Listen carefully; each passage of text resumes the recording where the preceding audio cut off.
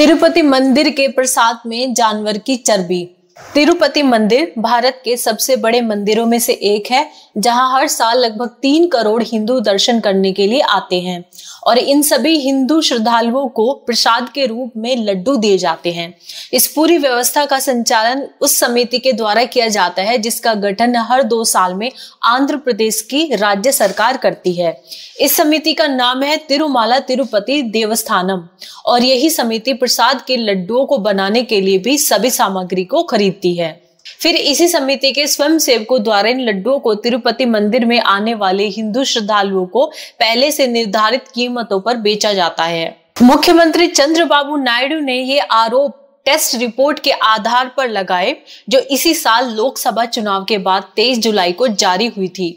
इस रिपोर्ट में प्रसाद के लिए उपयोग होने वाले लड्डुओं के सैंपल्स को लेकर उसकी जांच की गई थी।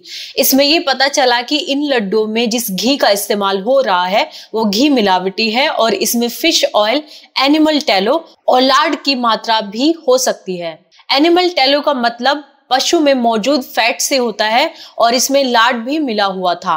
लार्ड का मतलब जानवरों की चर्बी से होता है और इसी रिपोर्ट में यह भी बताया गया है कि इसी घी में फिश ऑयल की मात्रा भी हो सकती है और ये काफी चौंकाने वाली बात है।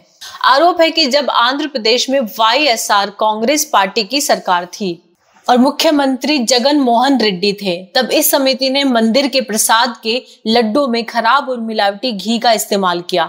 आपको बता दें, जगन मोहन रेड्डी मूल रूप से क्रिश्चियन धर्म को फॉलो करते हैं, यानी उनके पूर्वज पहले हिंदू से क्रिश्चियन में कन्वर्ट हो गए थे। अब इसमें मिलावट काफी की गई थी। हालांकि इस रिपोर्ट में यह भी लिखा है कि अगर गाय बीमार हो, अगर गाय को वेजिटेबल ऑयल्स और पाम ऑयल दिया गया हो, केमिकल दे गए हो या गाय कुपोषित हो, तब भी ऐसी स्थिति में फॉल्स पॉजिटिव रिजल्ट्स आ सकते हैं और इसके कारण गाय के घी में जानवरों की चर्बी, उसके फैट के अंश पहुंच सकते हैं।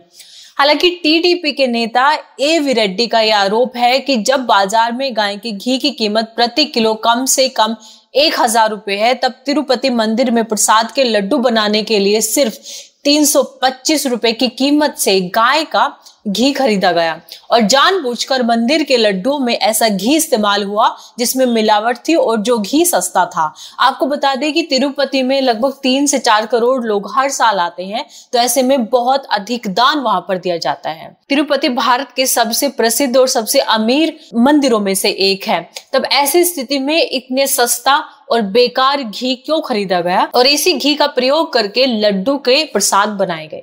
और ये जो लड्डू का प्रसाद है वो वहां पर फिक्स कीमतों पर दिया जाता है, यानी कि प्रसाद वितरण जो है वो फ्री ऑफ कॉस्ट नहीं है, वो कीमतों के साथ श्रद्धालुओं को दिया जाता है। अब लोगों को इस घटना पर विश्वास नहीं हो रहा है। हिंदू धर्म में प्रसाद को ही परमेश्वर माना गया है और प्रसाद का शाब्दिक अर्थ होता है परमात्मा के साक्षात दर्शन।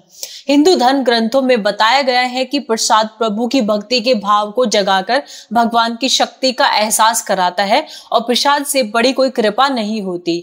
जब भी लोगों को प्रसाद दिया जाता है तो वो इस दौरान शुद्धता का काफी ध्यान रखते हैं और गंदे हाथों में प्रसाद देना भगवान का अपमान माना जाता है। लेकिन ये यहाँ हैरान करने वाली बात है कि इस मामले में तो प्रसाद में ही इतनी बड़ी मिलावट हो रही थी और वो भी ऐसी वैसी जगह मिलावट नहीं हो रही थी, तिरुपति बालाजी मंदिर के अंदर ये हो रही थी। लोगों के साथ इतना बड़ा विश्वासघात हो रहा था कि बहुत सारे लोग तो शायद इस पर यकीन भी नहीं करेंगे।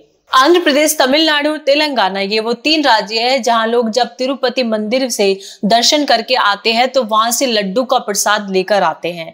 तो ये प्रसाद गांव या इलाके के लोगों में बांटा जाता है।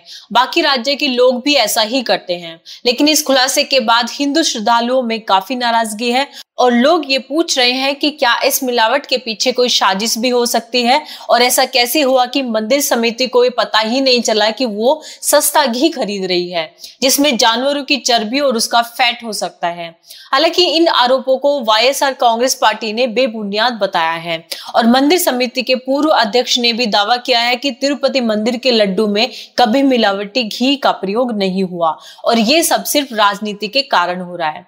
लेकिन सवाल यहाँ यह उठता है कि हिंदुओं के मंदिरों को सरकार क्यों चलाती है? अगर ऐसी ही बात है तो हिंदुओं के मंदिरों को सरकारी तंत्र से मुक्ति मिलनी चाहिए ताकि वहां पर हिंदू अपनी खुद की समिति बना सके। तो राजनीति यहाँ पर पॉलिटिकल पार्टीज कर रही हैं, ना कि हिंदू श्रद्धालु कर रहे हैं।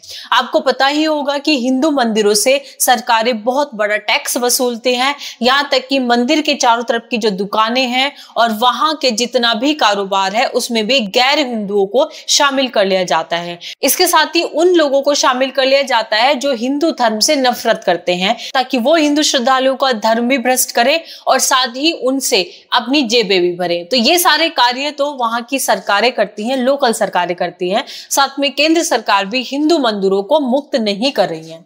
केवल हिंदू मंदिरों से ही टैक्स वसूला जाता है, गिरजाघर से नहीं वसूला जाता, ना ही गुरुद्वारों से और ना ही मस्जिदों से वसूला जाता है। तो राजनीति का यहाँ कारण केवल और केवल हिंदुओं को प्रताड़ित करना है और इसमें पॉलिटिकल पार्टीज, चाहे वो लोकल पार्टी हो या केंद्र में सरकार बनाने वाली पार्टी हो, ये सभी राजनीति कर रहे हैं। अब लड्डू से मंदिर को हर साल मिलते हैं 500 करोड़ रुपए। जानकारी के मुताबिक तिरुपति मंदिर को हर साल लगभग 3000 करोड़ रुपए का चढ़ावा और दान मिलता है।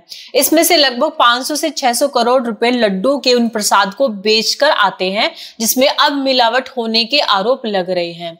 और ये काफी बड़ी बात है कि जो 500 करोड़ के लड्डू प्रसाद के रूप में बेचे गए, उनमें जानवरों की चर्बी और उनका फैट हो सकता है। और इसके लिए पूर्व सरकार को ज्यादा दोषी इसलिए माना जाएगा क्योंकि इस मंदिर से उसे हर साल 50 करोड़ रुपए मिल रहे थे। इंडिया स्पीक्स दिल्ली के प्रधान संपादक संदीप देव जी ने अपने सोशल मीडिया हैंडल पर लिखा कि हिंदू मंदिरों पर सरकारी कब्जे का नतीजा देखिए। क्रिश्चियन मुख्यमंत्री यानी कि पूर्व मुख्यमंत्री जगन मोहन रेड्डी के शासन में तिरुपति बालाजी के भक्तों को प्रसाद में पशुओं की चर्बी मिलाकर बांटा जा रहा था ताकि हिंदुओं का धर्म भ्रष्ट हो। इसका खुलासा आंध्र प्रदेश के वर्तमान मुख्यमंत्री चंद्रबाबू नायडू ने किया है। कारतूस में चर्बी मिलाने जैसी बात पर मंगल पांडे ने 1857 की क्रांति कर दी थी, लेकिन आज के हिंदुओं को कोई फर्क नहीं पड़ता। यही कारण है कि सरकारी व्यवस्था द्वारा हिंदुओं का सर्वाधिक दोहन हो रहा है। आज हिंदुओं के लिए विश्व में एक भी देश नहीं है। यह हिंदुओं की अपने धर्म के प्रति उदासीनता और विधर्मियों के जैसे आचरण के कारण ही है। मंदिर सरकारों के नियंत्रण से मुक्त होने चाहिए ताकि सनातन धर्म में सेक्युलर यानी कि प्रो अब्राह्मिक सरकारों की दखलंदाजी बंद हो। जब मस्जिद, चर्च और गुरुद्वारों पर सरकारों का नियंत्रण नहीं है तो केवल मंदिरों पर सरकारी नियंत्रण क्यों? हिंदुओं के साथ उनके ही देश में इतना निकृष्ट व्यवहार क्यों? हमारे शास्त्र स्पष्ट कहते हैं, धर्मो रक्षति रक्षितः, अर्थात तुम धर्म की रक्षा करोगे तो ही तुम्हारी रक्षा होगी। धन्यवाद।